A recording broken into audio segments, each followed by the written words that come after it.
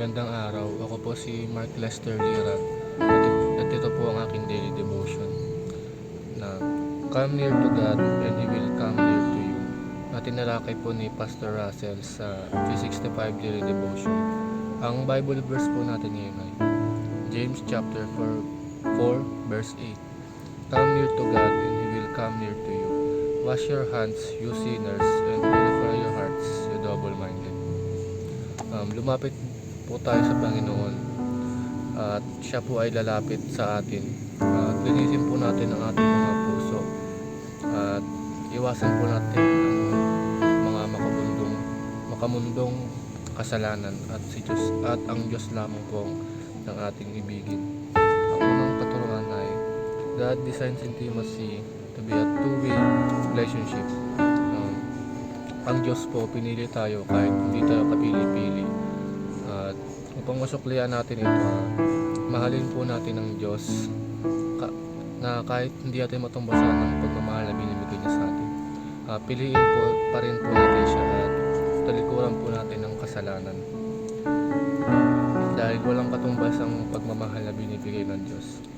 Ang pangalawang katuruan ay God requires purify for intimacy. Upang mapalapit tayo sa Diyos, dapat talikuran natin ng mga makabundong bagay, kasalanan, at kailangan purified na yung ating sarili para tayo ay mapalapit lalo sa Diyos, mas lumalim pa ang relasyon natin sa Kanya. Ang huling katuruan ay God loves holiness and hates double-mindedness.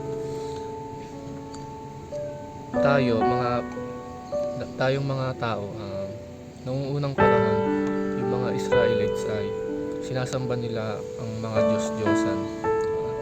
Dapat tayong wag natin gawin yon porque wala na tayong sasambi ng Diyos-Diyosan ay okay na tayo. Talikuran natin yung mga makabundong bagay at mahalin natin ang Diyos. Mahalin natin ang Diyos gaya ng pagmamahal niya sa atin. Ang unang application ay seek holiness, observe wholeness. Dapat buo tayong sumasamba sa Diyos. Ibigay natin yung sarili sa Kanya. Buong buo, hindi yung may kahati ang Diyos sa pagsamba sa Kanya. Dapat buo tayo, tinalikuran natin ang ating mga kasalanan, mga makabundong ginagawa natin dito sa mundo. Pangalawang application ay safeguard intimacy, avoid adultery. Maging loyal tayo sa Panginoon gaya ng pagiging loyal natin sa Kanya.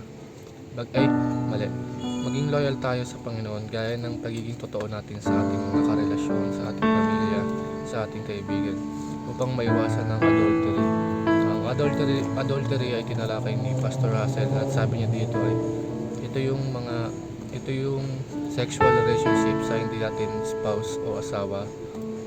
Ako bata pa ako, wala pa akong asawa.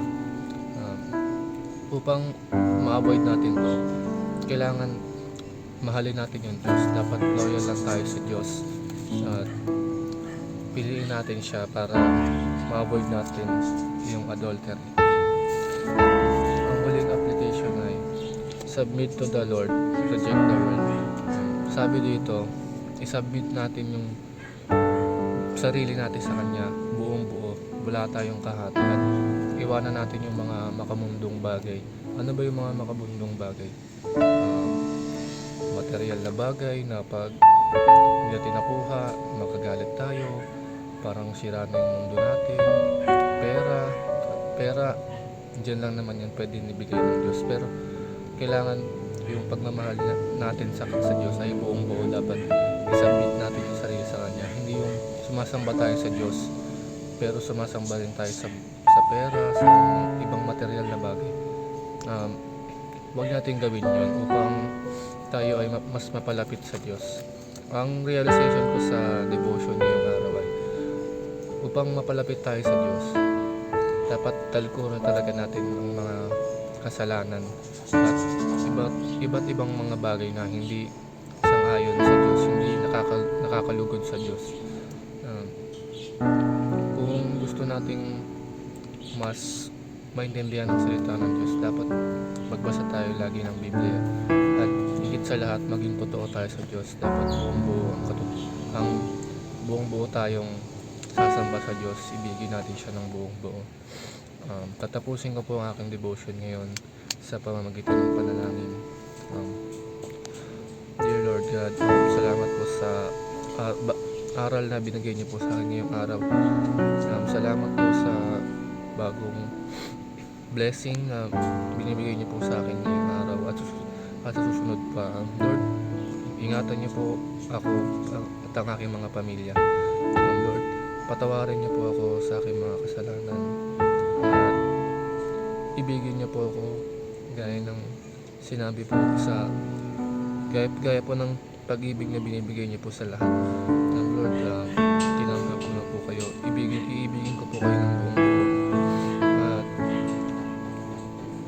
sana po ilayo niyo po ako sa mga kasalanan at sa mga kasamaan dito sa mundo. Amen.